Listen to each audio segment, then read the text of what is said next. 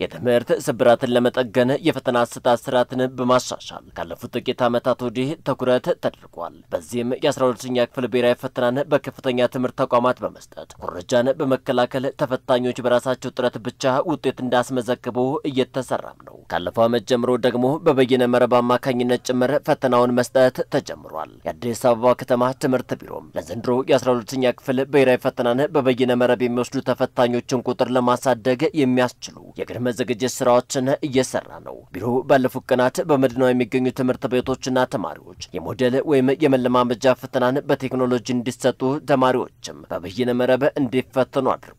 ከአዲስ ሚዲያ ኔትወርክ ጋር ቆይታን ያደረጉት ተማሪዎችም ቴክኖሎጂውን በአግባቡ ለመጠቀም የሚያስችሉ ልምዶች በትምህርት ቤቶች እየተሰጣቸው ስለመሆኑ ተናግረዋል። መጀመሪያ የምንማርበት ትምህርት ቤት ልምምድ አድርገን ነበረ እና በጣም ቀላል ነው። ስንለማመድ ፈተናዎችንም እያነበብን ስለሆነ ለዋናው ፈተናችን በጣም አሪፍ ነው ማለት ነው። ከትምህርት ቤቶቻችን አይቲ ክላስ እያስገቡ የፓስወርድ መክፈት እንደገና ምናምን ያሳዩን ነበርና ብዙ ረድተውናል። እዛ ያሉት መምህሮች ቴክኖሎጂ ባይዘው ጭንቅላታችን እኛ ለመቀበል ዝግጁ ከሆነ ቴክኖሎጂ ከኛ ይልቅ ነው ያ የሚባለው በጣም ለኛ ለተማሪዎች በጣም ጠቃሚ ነገር ነውና ጥያቄውን ራሱ በፍጥነት ነበር ሲያመጣ የነበረው። ያው በትምህርት ቤታችን የተጠራን ማለት ነው በሴክሽን እንትን ያለን ነበር ልምምድ ያደረግን ነበር።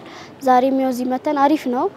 የበይነ መረብ ፈተናው ኩረጃን የሚገታ ሰዓት አጠቃቀምንም የሚያስተካክል ነው ያሉት ተፈታኝ ተማሪዎች ለፈተናው አስፈላጊ ቅድመ ዝግጅት በማድረግ የተሻለ ውጤት ለማስመዝገብ እየሰራን ነው ብለዋል።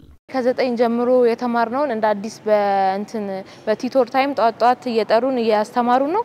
ያው እሱ ደግሞ በጣም አሪፍ ነው። እኛም እየተዘጋጀን ነው። በትምህርት ቤታችንም መምህራኖች የተለያዩ ድጋፎችን ያደርጉልናል።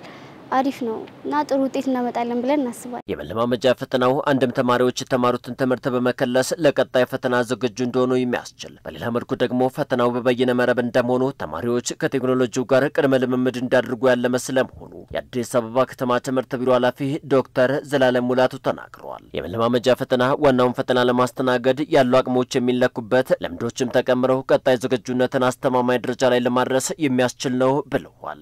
አጠቃላይ የመፈተን አቅማችንን የፈተሽንበት በቀጣይ ደግሞ ትልቅ አቅም የምንፈጥርበትን ሁኔታ አይተናል። የተማሪዎቻችንን አቅም የመፈተን ችሎታ እንዲሁም ደግሞ ያለንን የመሰረተ ልማት አቅርቦት የኮምፒውተር አቅርቦት እንዲሁም የኢንተርኔት የመፈተንን አቅም ለመፈተሽ የተደረገ ነው ማለት ነው። በመዲናዋ ለበይነ መረብ ፈተና ቅድመ ዝግጅቶች እየተሰሩ ነው ያሉት የቢሮ ኃላፊው ተማሪዎች ከቴክኖሎጂ ጋር እንዲላመዱ የኮምፒውተርና ሌሎች አስፈላጊ ቁሳቁሶችን ማሟላት እንደዚሁም የኢንተርኔት መቆራረጥ እንዳይፈጠርም እየተሰራ ነው ብለዋል። ቅድመ ዝግጅቶች እየተጠናቀቁ ያሉበት ሁኔታ አለ። በአጠቃላይ ተማሪዎቻችን በዚህ የክህሎትና የእውቀታቸውን ለማሳደግ ባለፉት ጊዜያቶች ሲለማመዱ ቆይተዋል። በአጠቃላይ ተማሪዎች አሁን ደግሞ ቀጣይ አንድ ወራት አለ በትምህርት ቤቶቻቸው ልምምድ እንዲያደርጉ የአይሲቲ ላብራቶሪ የሁሉም ክፍት ሆኖ እንዲለማመዱ ያዘጋጅቷል። ተማሪዎቻችን ተለማምደዋል።